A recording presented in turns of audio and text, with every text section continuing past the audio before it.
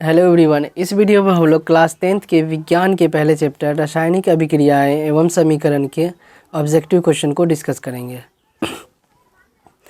रासायनिक अभिक्रियाएं एवं समीकरण को इंग्लिश में बोला जाता है केमिकल रिएक्शन एंड इक्वेशन। तो चलिए क्वेश्चन पे आते हैं। पहला क्वेश्चन है, लोहा को जिंक से लेपित करने की क्रिया को क्या कहते हैं? तो लोहा को जिंक से लेपित करने की क्रिया को गैल्वेनीकरण कहा जाता है। तो इसका हो जाएगा ऑप्शन नंबर बी, गैल्वेनीकरण। दूसरा प्रश्न है, सिल्वर क्लोराइड का रंग क्या है? तो सिल्वर क्लोराइड श्वेत कलर का होता है, वाइट कलर का। तो ये इसका हो जाएगा ऑप्शन नंबर ए, श्वेत कलर का। क्वेश्चन नंबर 3 को देखेंगे। क्वेश्चन नंबर 3 में क्या दिया हुआ है? जस्ता तथा तनु हाइड्रोक्लोरिक अम्ल की अभिक्रिया के फलस्वरूप निम्न में से कौन सा गैस बनता है? तो जस्ता यानी कि जिंक और तनु हाइड्रोक्लोरिक अम्ल यानी कि HCl दोनों का अभिक्रिया करवाएंगे तब क्या बनेगा? जिंक क्लोराइड बनेगा और साथ में बनेगा हाइड्रोजन गैस यानी कि H2। तो इसका हो जाएगा option number C, hydrogen gas यानी कि H2। अगला प्रश्न है, निम्न में से कौन एक दहन अभिक्रिया है? तो दहन अभिक्रिया उसको बोला जाता है जिसमें क्या होता है? पदार्थ का दहन होता है यानी कि पदार्थ पूरी तरह से जल जाता है। तो क्वेश्चन नंबर 4 में ऑप्शन को देखेंगे तो पहला ऑप्शन है जल का उबलना।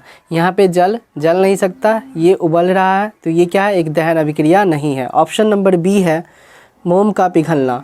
यहाँ पे भी क्या हो रहा है? मोम पिघल रहा है, जल नहीं रहा है, तो ये भी नहीं होगा। ऑप्शन नंबर सी में है पेट्रोल का जलना। यहाँ पे क्या हो रहा है? पेट्रोल जल रहा है, तो ऑप्शन नंबर सी क्या हो जाएगा? एक दहन अभिक्रिया। ठीक है, अगली क्वेश्चन पे बढ़ते हैं। क्वेश्चन नंबर 5 को देखेंगे, साग सब्जियों का विघटित होकर कंपोस्ट बनना किस अभिक्रिया का उदाहरण है? तो ये है ऊष्माक्षेपी अभिक्रिया का उदाहरण। तो इसका हो जाएगा ऑप्शन नंबर बी।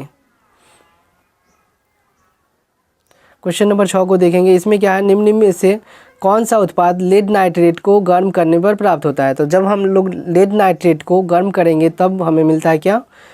NO2 यानी कि नाइट्रोजन ऑक्साइड और O2 यानी कि ऑक्सीजन। नाइट्रोजन ऑक्साइड और ऑक्सीजन हमें लेड नाइट्रेट को गर्म करने पर प्राप्त होता है। तो इसका हो जाएगा option number D. Question number 7 में है, निम्न में से कौन सही है? तो इसका option number B Na2CO3 × 10H2O सही आंसर हो जाएगा। तो इसका हो जाएगा option number B. Question number 8 को देखेंगे। इसमें क्या है?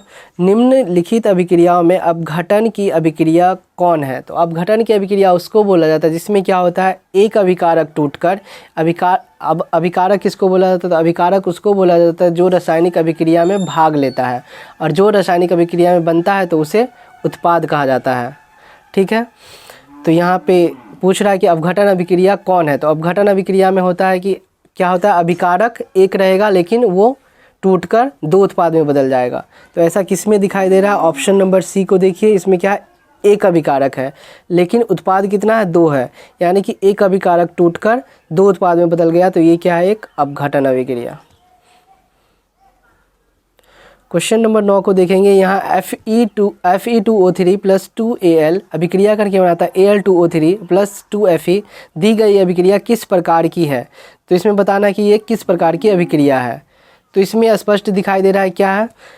Fe2O3 + Al 2Al से अभिक्रिया करवा रहा है यहाँ पे। ठीक, तो यहाँ पे क्या होता है? एल्युमिनियम जो है आयरन से ज़्यादा अभिक्रियाशील होता है। ठीक है, एल्युमिनियम जो है आयरन से ज़्यादा अभिक्रियाशील होता है। तो ये क्या करेगा? Fe2O3 में से आयरन को हटा देगा और ख़ुद इसकी जगह ले लेगा। तो देखिए यहाँ पे Fe2O3 में से आयरन को हटा दिया और ख़ुद एल्युमिनियम आके यहाँ बैठ गया और आयरन जो है इससे अलग हो गया। तो ये कैसी अभिक्रिया है? ये एक विस्थापन अभिक्रिया है। तो इसका हो जाएगा option number D. Question number 10 है, लौह चूर्ण पर तनु हाइड्रोक्लोरिक अम्ल डालने से क्या होता है? तो जब लौह चूर्ण पर तनु हाइड्रोक्लोरिक अम्ल को डालेंगे तब क्या होगा? तब हाइड्रोजन गैस और आयरन क्लोराइड बनता है, यानी कि इसका हो जाएगा option number A.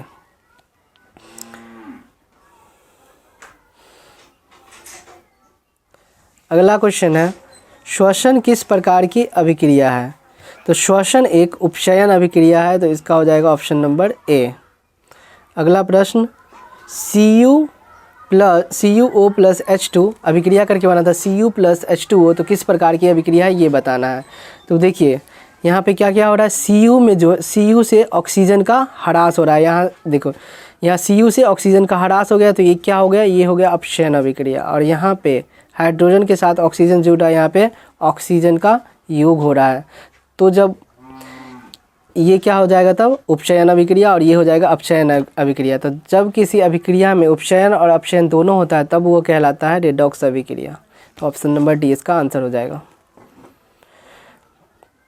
Question number 13 को देखेंगे, इलेक्ट्रॉन के स्थानांतरण से बने यौगिक कहलाते हैं।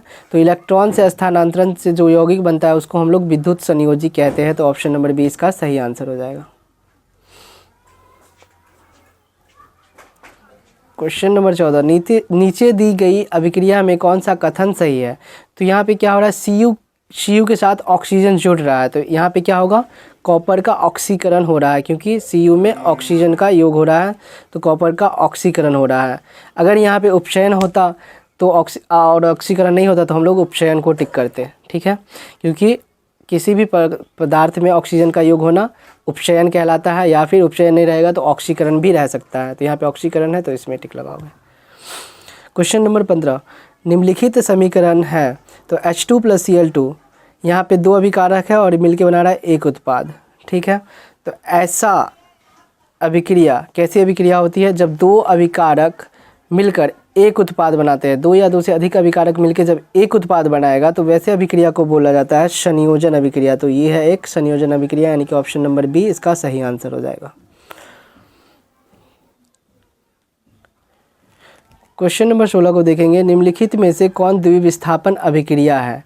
तो द्विविस्थापन अभिक्रिया में होता है जब क्या होता है कि अभिकारक के तत्व, अभिकारक यानी कि जो रासायनिक अभिक्रिया में भाग लेता है, एक दूसरे के आयनों के आदान प्रदान करके उत्पाद बनाता है। यानी कि देखिए यहाँ पे ऑप्शन नंबर सी इसका सही हो जाए, आंसर हो जाएगा। कैसे, देखिए यहाँ पे Ag जो है चला गया Cl के साथ, और ये NO जो है चला आया NO3 के साथ, मतलब ये इसके जगह ले लिया और ये इसका जगह ले लिया, तो ये हो गया द्विविस्थापन अभिक्रिया। तो ऑप्शन नंबर सी इसका सही हो जाएगा, आंसर हो जाएगा। देखिए यहाँ पे Cl के साथ Ag चला आया और NO3 के साथ Na चला आया, तो यहाँ पे एक दूसरे का जगह ले लिया, तो ये है द्विविस्थापन अभिक्रिया।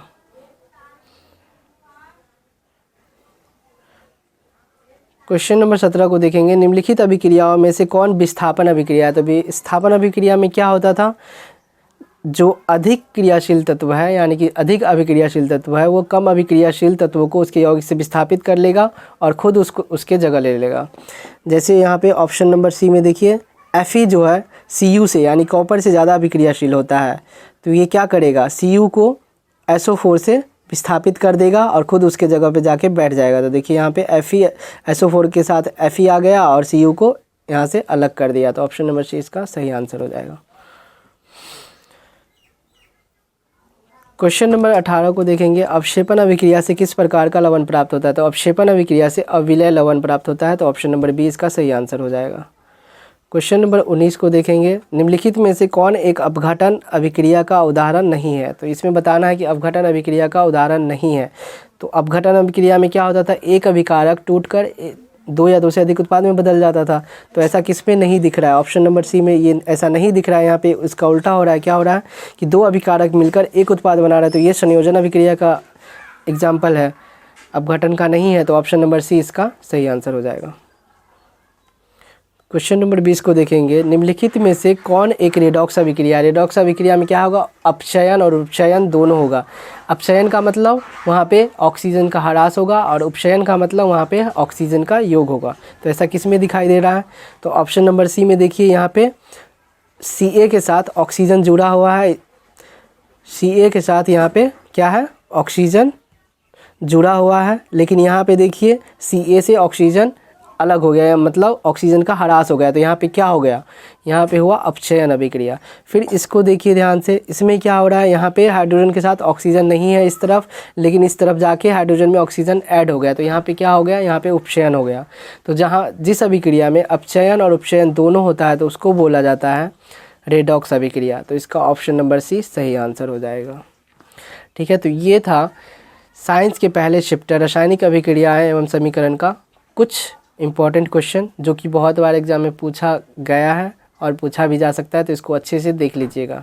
अब बिहार बोर्ड के लिए ये क्वेश्चन काफ़ी इम्पोर्टेंट है, तो इसलिए इसको अच्छे से देख लीजिएगा। मिलते हैं अगले वीडियो में।